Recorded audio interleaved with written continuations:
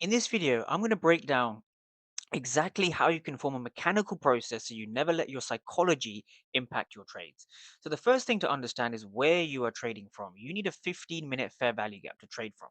So, a 15-minute fair value gap can do one of two things: it can either hold to the upside or it can hold to the downside. And you need to read exactly what's going on here between the buyers and the sellers. So, if we go to my favorite example from last week, we have a 15-minute fair value gap resting over here. If we go down now to the 5-minute time frame, what we're simply looking for is we are looking to see how price behaves inside of this area.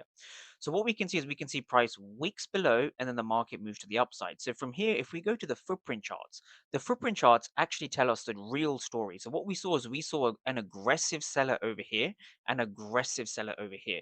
So when you see aggressive sellers at key levels, this means that the market is actually moving higher because of passive buyers. So we can see these aggressive sellers have failed. Again, down here, the aggressive sellers have failed.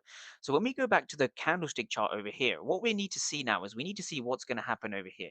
Either these passive buyers can prop up again and the market moves higher, or the passive buyers fail and the zone breaks. So let's break this down one more time. So as you can see, the market now comes in, and we actually see here those same passive buyers didn't show up, because if they showed up, they would have drove the price higher.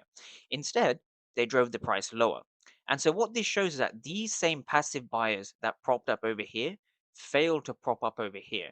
And so this is why on the lower time frames, on the 1 minute time frame, we can look to take an entry, right? So from here, we can simply look to target a short position off this level with the stop loss just above this level. And so where do we target? Well, we target at least a 1 to 2 risk reward down to the next fair value gap below.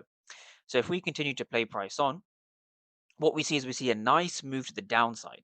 And the only reason you can catch these moves to the downside is by understanding the order flow between who is aggressive and who is passive at key levels. Again, when we come into this area, we saw a very, very large buyer, 188 for 1,000, but the market couldn't break above this level. And instead, we saw the shorts playing out.